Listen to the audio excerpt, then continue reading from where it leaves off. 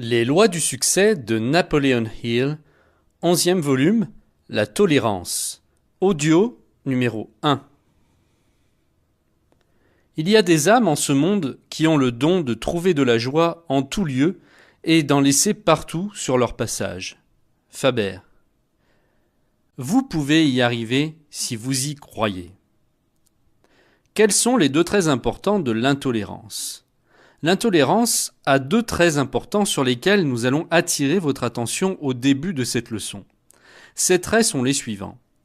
Premièrement, l'intolérance est une forme d'ignorance qui doit être maîtrisée avant d'atteindre toute forme de succès durable. C'est la cause principale de toutes les guerres. Elle crée des ennemis dans les affaires et au travail. Elle détruit les forces organisées de la société en 1000 morceaux et se dresse en un puissant géant comme barrière à la paix.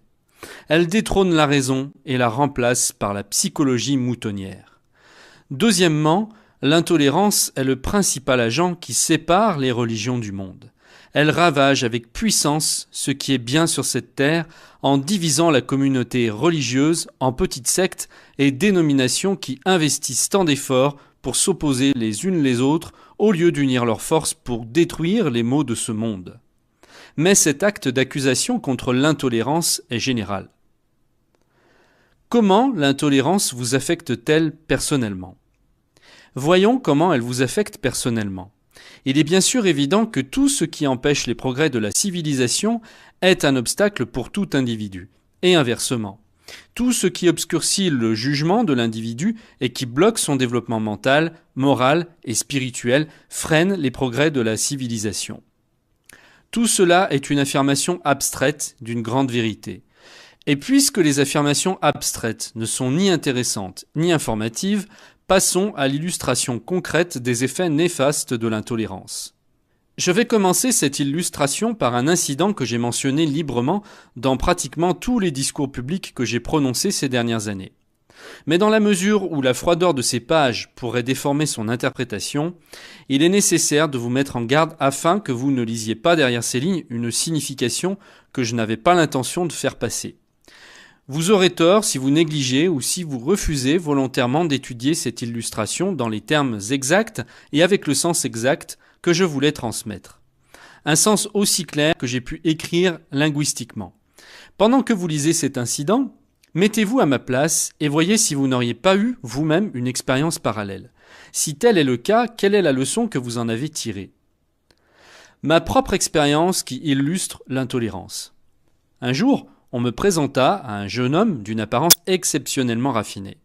Ses yeux clairs, sa poignée de main chaleureuse, le ton de sa voix et son aspect sublime l'indiquaient comme un jeune homme du plus haut niveau intellectuel. Il était l'étudiant américain typique. Et après l'avoir examiné rapidement du regard et étudié sa personnalité promptement, comme on le fait naturellement dans de telles circonstances, j'ai remarqué une épingle du type « les chevaliers de Colomb » sur sa veste. J'ai lâché sa main immédiatement comme s'il s'agissait d'un morceau de glace.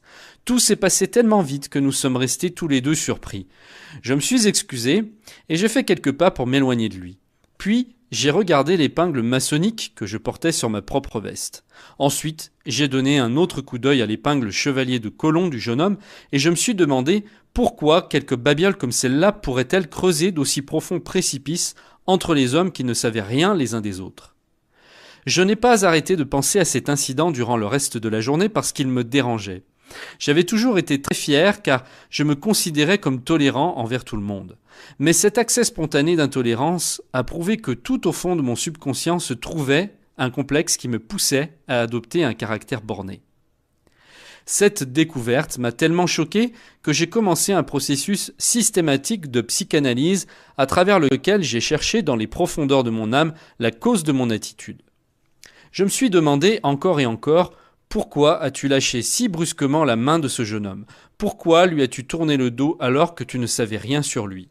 Bien sûr, la réponse m'a toujours conduit à cette épingle des chevaliers de Colomb qu'il portait. Mais cela n'était pas la vraie réponse, et donc je ne pouvais pas en être satisfait.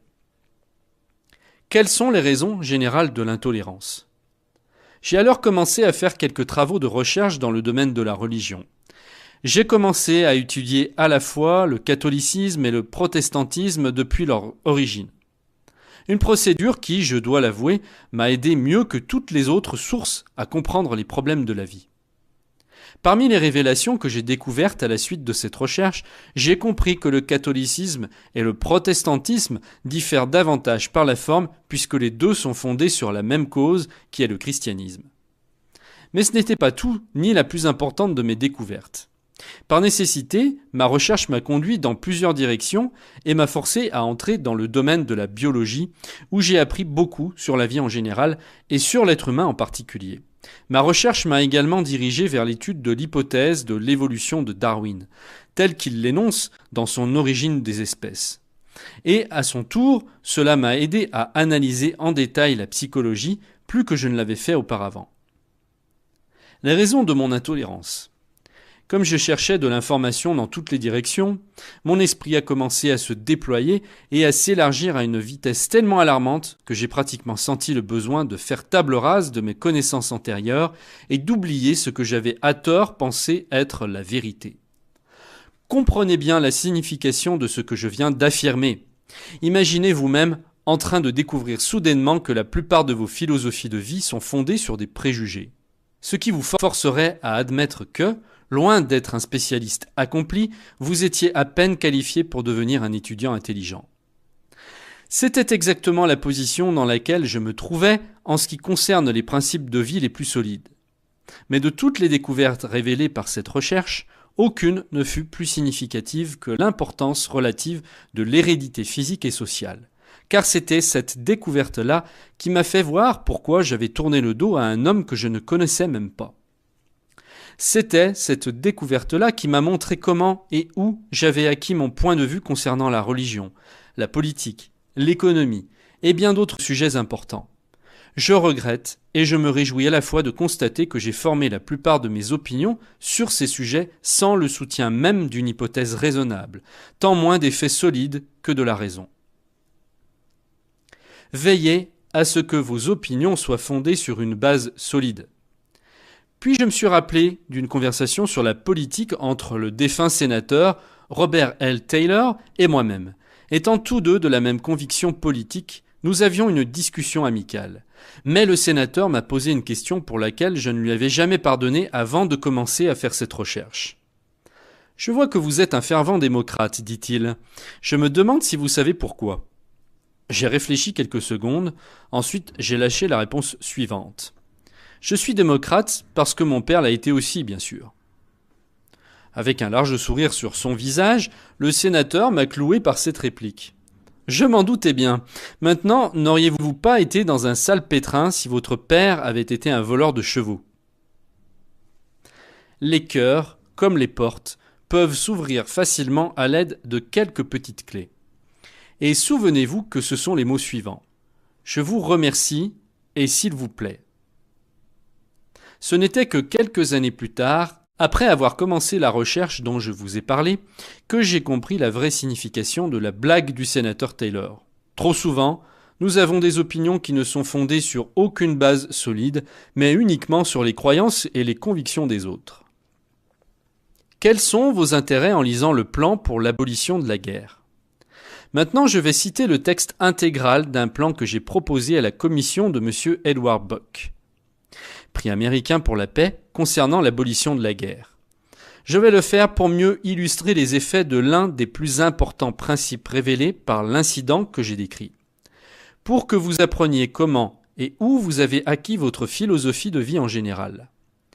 Pour que vous puissiez remonter aux origines de vos préjugés et de vos penchants. Pour que vous puissiez découvrir, de la même façon que je l'ai fait moi-même, comment, en grande partie, vous êtes le résultat de la formation que vous avez reçue avant d'atteindre l'âge de 15 ans. Ce plan ne concerne pas uniquement le plus important des principes que j'ai mentionnés, mais il montre également, comme vous allez le remarquer, comment nous pouvons appliquer le principe de l'effort organisé, décrit dans la leçon sur l'objectif principal défini de ce cours, à l'une des plus importantes questions du monde. En même temps, ce plan donne une idée plus vaste sur la façon dont vous pouvez appliquer ce principe afin d'atteindre votre objectif principal. Comment abolir la guerre ? Le contexte. Avant de présenter ce plan pour la prévention de la guerre, il semble nécessaire d'esquisser brièvement le contexte pour décrire plus clairement le principe qui constitue la base du plan. On peut omettre les causes de la guerre pour la simple raison qu'elles ont peu ou aucune relation avec le principe par lequel la guerre peut être évitée. Hérédité physique et hérédité sociale. Définition. Le but de ce plan traite deux facteurs importants qui constituent les principales forces de contrôle de la civilisation. L'hérédité physique et l'hérédité sociale. La taille et la forme du corps, la texture de la peau, la couleur des yeux et la force de fonctionnement des organes vitaux sont toutes le résultat de l'hérédité physique. Elles sont statiques, fixes et ne peuvent pas être changées car elles sont le résultat de plusieurs millions d'années d'évolution. Cependant, la partie la plus importante de ce que nous sommes demeure le résultat de l'hérédité sociale. Il s'agit des effets de notre environnement et de l'éducation que nous avons reçue durant notre enfance. Notre conception de la religion, de la politique, de l'économie, de la philosophie et d'autres sujets de même nature, y compris la guerre, est entièrement le résultat des forces dominantes de notre environnement et éducation. Le catholique est catholique à cause de son éducation. Et le protestant est protestant pour la même raison. Mais cette affirmation n'illustre pas la vérité tout entière, car on pourrait tirer la conclusion que le catholique est catholique et le protestant est protestant parce qu'il n'a pas le choix. En fait, avec peu d'exceptions, la religion de l'adulte est le résultat de son éducation religieuse de 4 à 14 ans, quand sa religion lui a été imposée par ses parents ou par ceux qui l'éduquaient.